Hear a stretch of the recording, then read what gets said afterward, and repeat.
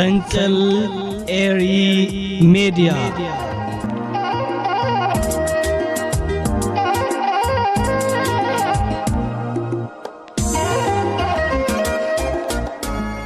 سلام تغطاتلتي مربات فنقل إيري ميديا كميتم سيو نلوم عربي عسرتك كنتم شاد زبالكو بكالاي تحست مربات قريبا لكو نمكتالكم بخبري عدم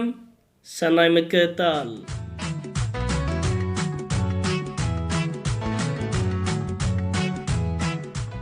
كبرى تغطاتلتي بتي قدامين ريا قداس زعبا مس انفلم لومي منقسي ارترا نتي بسبب سلطان سرعات بلتقنا قبل علي ارترا كويناتون وراراتن كايدينا ميسايلات كنورورينا وغن حموران حجرن مدكعتات كنكفتينا ناتبهلا زقبر زلو عبود فتنطات زملكات ترير ملاشن قبر ملسن هيبو يركبالو منقسي ارترا ابزي هيبو زركب زلو سفيح قبر ملسي سبب سلطان سرعات بلتقنا كايرو زحاسبو فتنطاتن بحجوان زحاسبو زلو بزرزر اغميتو يركبالو እዚ መግለጺ ንነፍስ ወከፍ ኤርትራዊ አገዳሲ ስለዝኾነ ክሳብ መወዳእታ ክትከታተልዎ ደጊመ ብኽብሪ ይዕደም ብቐጥታ ናብቲ መግለጺታት ከብለኩም ዓይን ሕንከት ዘይብሉ ስልበጣ ብክልተ ጥቅምቲ 2025 ሚኒስትሪ ጉዳያት ወጻኢ ኢትዮጵያ ናብ ዋና ጸሓፊ ውድብ ሕብራት ሃገራት አንቶኒዮ ጉተረስ ንካልኣይ ግዜ ናይ ክሲ ደብዳቤ ጽሒፎ ኣብ ዝሓለፈ ሰነ እውን ኤርትራ ንሕወሓትን ፋኖን ብምድጋፍ ኣብ ክራማት 2025 ሰፊሕ መጥቃዕቲ ክትፍንወልና መደብ ሒዛላ ዝብል ክስ ኣቕሪቡ ምንባሩ ዝዝከር እዩ ኣብ መንጎ ህዝብታት ኤርትራን ኢትዮጵያን ሓሳብን ናሓዋሩን ብሕጊ ዝተዓፅወ ጉዳይ ብምልዓል ፀልእን ቅርሕንትን ንምጉሃር እንተተኻኢልዎን ኩናት ንምብራዕ ስርዓት ብልፅግና ንልዕሊ 2 ዓመታት ከካይዶ ዝፀንሐ ኣዛን ዘሰልከ ዘመተ ባሕሪ ዝተኸታተለ ኤርትራ ክትከስስ ይፅበ ምክንያቱ ብዓንቀጽ 4 ቻርተር ሕብራት ሃገራት አንጻር ላዕላውነትን ግዛታዊ ሓድነትን ፖለቲካዊ ናጽነትን ሓንቲ ኣባል ሃገር ሓይሊ ምጥቃም ኮነ ብምጥቃም ሓይሊ ምፍራሕ ዘይፍቅዱን ውግዞን ስለዝኾነ ነዚ ቀንዲ መትከል ሃገራዊ ዝምድናታት ብምጥሓስ ብልጽግና ዕለታዊ ክበሃል ብዝኽእል ምድግጋም ኣብ ዝተረኽበ መድረኻትን ኣጋጣሚታትን ብመንገዲ ዝተፈላለዩ ፖለቲካውን ወተሃደራውን መራሕቲ ንላዕላውነትን ግዛታዊ ሓድነትን ኤርትራ ዝዳፈር መግለጺታት ከጋውሕ ጸኒሕና ኣሎን ኣብ ማሕበራዊ ሚድያ ዝነጥፉ ልኡኻቶ አንጻር ኤርትራን ህዝባን ዘካይድዎ ዘለዉ ሕሱር ዘመተ ድማ መስደመምዩ ግዙፍ ስትራቴጂ ክልተ ማያት ሓንፂፅና ኣለና ኣብ ቀረባ ግዜ ወደብ ክህልወና እዩ እሬቻ ንዓመታ ኣብ ገማግም ቀይሕ ባሕሪ ክነብዕሎ ኢና ሓይሊ ባሕሪ ዘቆምናሉ ምክንያት ባሕሪ ስለ ዝደለና ኢና ክመፀና ዝኽእል ስጋት ንምክልኻል ኣብ ቀይሕ ባሕሪ ወተሃደራዊ መደበር ክህልወና ኣለዎ 130 ሚልዮን ህዝቢ ሒዝና ብዘይ ባሕሪ ክንነብር ኣይንኽእልን ኢና ዝጠመየ ህዝቢ ሕጊ የብሎን ውሒጅ ኮይንና ክንውሕጠኩም ኢና ካልኦት ኣማርስ ግዛኣት ክሕዙን እናሓለሙ ንሕና ኣብ ኣፍንጫና ዘሎ ባሕሪ እንተሓለምና እንታይ ነውሩ ኣለዎ ጉዳይ ሓፅቢ ግድብ ህዳሴ ወዲና ሕጂ ናብ ቀይሕ ባሕሪ ኢና ኢትዮጵያ ባሕሪ ዝሰኣነትሉ ቅቡል ኣይኮነን ረፈረንደም ኤርትራ ህዝቢ ኢትዮጵያ ድምፁ ስለዘይሃበሉ ሕጋዊ ይኮነን ኢትዮጵያ ንናጽነት ኤርትራ ኣፍልጦ ክትነፍጎ ትኽእል እያ 5 ዓመታት ተጸቢና ካብዝን ላዕሊ ክንዕገስ ኣይንኽእልን ኢና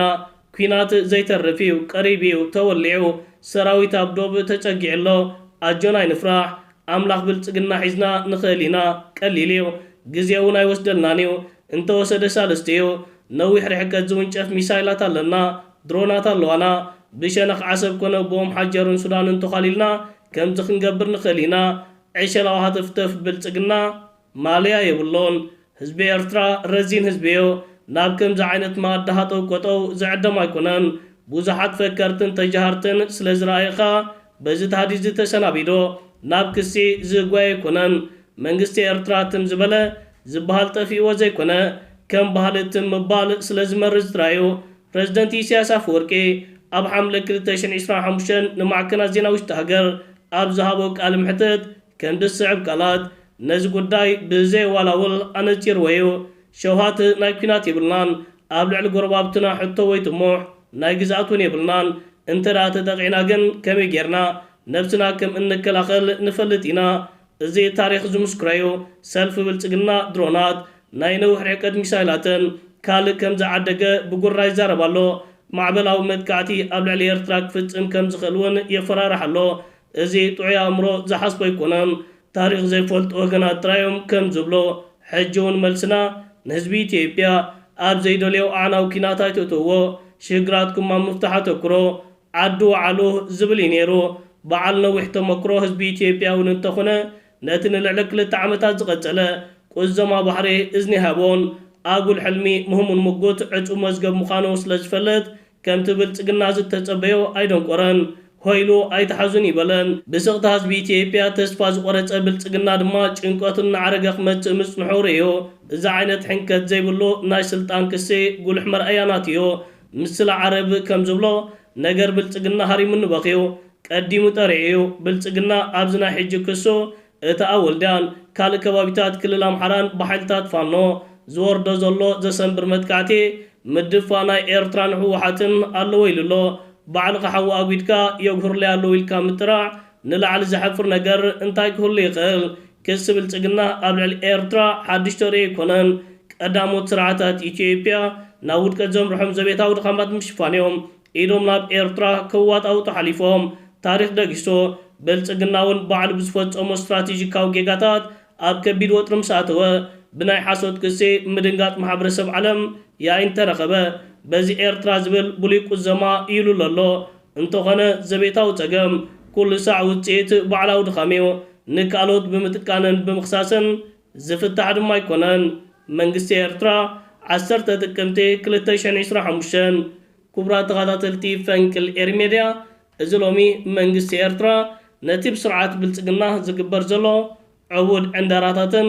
ኣብ ልዕሊ ኤርትራ ክካየድ ዝብሎ ዘሎ መጥቃዕትታት ዝምልከት ተዋሂቡ ዝርከብ ዘሎ ውርፁፅ ግብረ መልሲ እዩ ህዝብን መንግስትን ኤርትራ ሕጂ እውን ዓዲ ዋዕሊ ዝብል መልእኽትታት ይሓልፍ ኣሎ ዓዲ እንተዘይውዕሎም ግን ከመይ ጌርና ዓዲ ነውዕሎም ስለንፈልጥ ናይዞም ሰባት እዚኦም ተሃዲድን ፈኸራን ንህዝቢ ኤርትራ ኮነ ንህዝብታት ዓለም ከየሰናብዶም ኤርትራ ንጹር መልእኽትታት ይሕሊፋ ትርከብ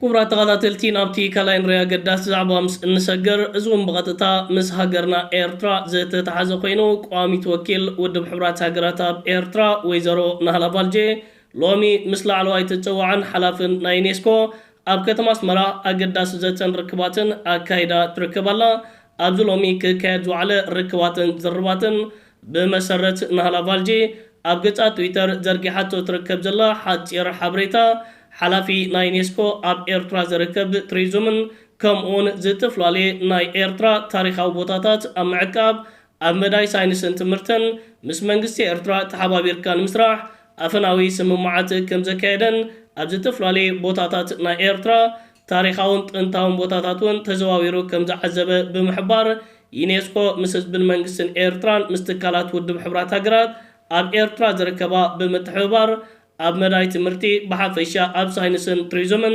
መዕቃብ ጥንታዊ ቦታታት ምስ ህዝብን መንግስትን ኤርትራ ሓቢሩ ክሰርሕ ምዃኑ ሎሚ ሓበሬታታት ዘርጊሓ ትርከባላ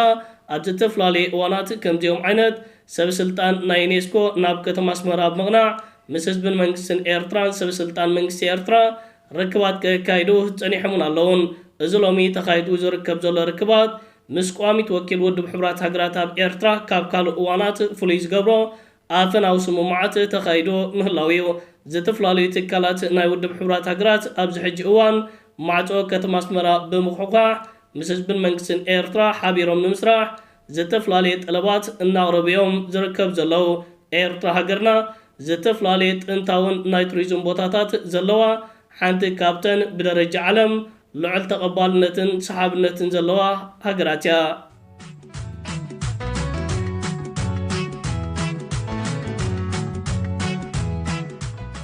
كبرات تغاداتلتين أبتال ساين ناي موداتا نوري زعبا نسجر حوحات لوما أماسي اون متنقاطان مجلتيتاتن أوتيو يركبالو حوحات أبزلومي أوتيو زركب زلو مجلتيتات نمعراب تقراي زملكت كوينو معراب تقراي ناي كل أمحرا جيركا زوت زلو مجلتيتاتن زوت زلو زتفلالي أوستكل زلو ممحداراتن زي حقاو مقانو بمدكاس زي تقبارات زي نخفتم فدرال منكسي تيبيان سرعات بالتقنان لعول قدنتران يتعوت سلزلو كابز تكبارات أدب كقبريو تعويتات قريبو زركب زلو ህወሓት ኣብ መግለጺታቱ ብተወሳኺ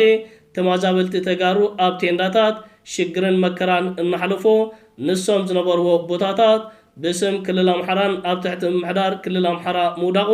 ፌደራል መንግስቲ ኢትዮጵያ ኣፍልጦ ክህቦ ምፍታኑ ንስምምዕ ፕሪቶርያ ዝጥሕስን ኣብ መንጎ ተወለድቲ ክልል አምሓራን ትግራይን ኮነ ኢልካ ግጭትን ዕግርግርን ንምፍጣር ዝግበር ዘሎ ስውር ተንኮል ምዃኑን ኣብዚ መግለጺታቱ ንማሕበረሰብ ዓለም ጉህድን ንጹርን ገይርዎ ይርከብ ኣሎ። ፌደራል መንግስቲ ኢትዮጵያ ስምምዕ ፕሪቶርያ ኣብ ባይታ ተግባራዊ ንኸይከውን ዝተፈላለዩ ምኽንያታት እናፈጠረ የደናጉዮ ከም ዘሎ ሰበስልጣን ሕወሓትን ሕወሓት ብዓብዩ እትውድብ ኣብ ዝተፈላለዩ እዋናት ከምዚ ዓይነት ክስታት ከቕርብ ጸኒሕና ኣሎን እዚ ሎሚ ወጪ ዝርከብ ዘሎ ክስታት እውን ናይቲ ዝሓለፈ መቐጸልታ ኮይኑ ላዕላዊ ግዝኣት ናይ ትግራይ ናብ ክልል አምሓራ ሓዊስካ ምምሕዳራት ምትካል ሓደገኛ ሳዕቤናትን ውጽኢትን ክህልዎ ምዃኑ ብንጹራት ቃላት ኣጠንቂቑ ዝርከብ። ክቡራት ተኸታተልቲ ፈንቅል ኤሪ ሜድያ ንሎም ምሸት ኣዳልዩ ዝነበርኩ እዋናውን ኣገደስትን ሰለስተ ዜናታት እዚ ክትከታተልዎ ጸናሕኩም ዝመስል ነይሩ።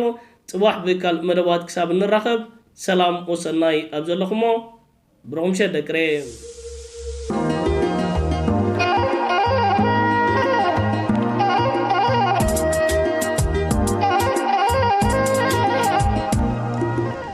ፈንቅል ኤሪ ሜድያ